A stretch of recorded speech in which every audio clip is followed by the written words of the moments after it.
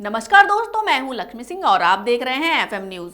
चोरों के हौसले कितने बुलंद हो सकते हैं, इसका ताजा उदाहरण मिला है देश की राजधानी दिल्ली से। जी हां, जिस लाल किले को देखकर विदेशी भी हैरान रह जाते हैं। जहां सुरक्षा के चाक चौबंद इंतजाम होते हैं, वहीं से चोरी हो गया सोने और हीरे से जड़ा पूजनीय कलश।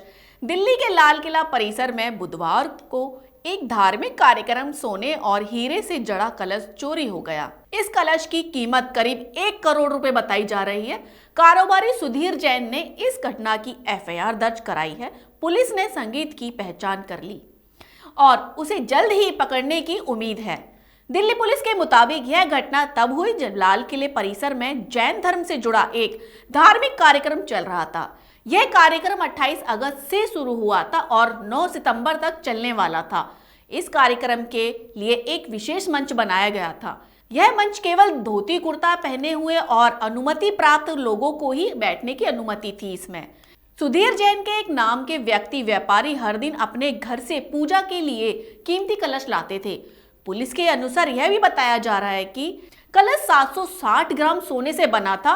इस पर 150 ग्राम हीरे, माणिक और पन्ना भी जुड़े हुए थे।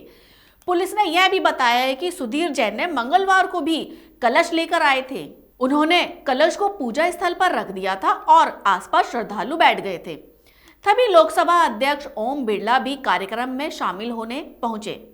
कार्यक्रम के आयोजन और अन्य लोग उनके स्वागत में व्यस्त हो गए।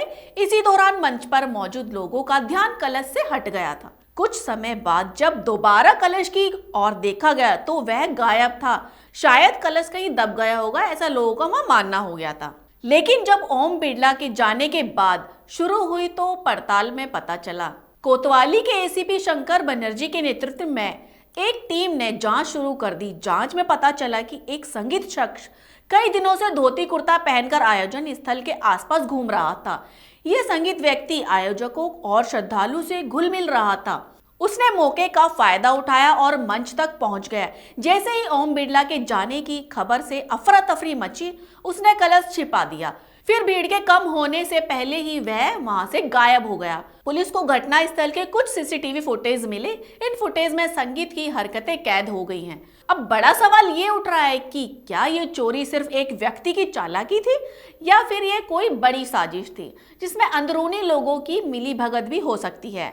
और सबसे बड़ा सवाल ये उठ रहा है यहाँ पे कि देश की सबसे महफूज जगहों में शुमार लाल किला में अब सुरक्षित नहीं है। अब सबसे बड़ा सवाल ये उठ रहा है कि देश की सबसे महफूज जगहों पर भी जैसे कि लाल किला भी अब सुरक्षित नहीं रहा। हम उम्मीद करते हैं कि दिल्ली पुलिस जल्द ही आरोपी को पकड़कर इस मामले से जुड़ी हर परत को सामने लाएगी। हम इस खबर पर नजर बनाए हुए हैं और आप भी बने रहिए एफएम न्यूज के साथ।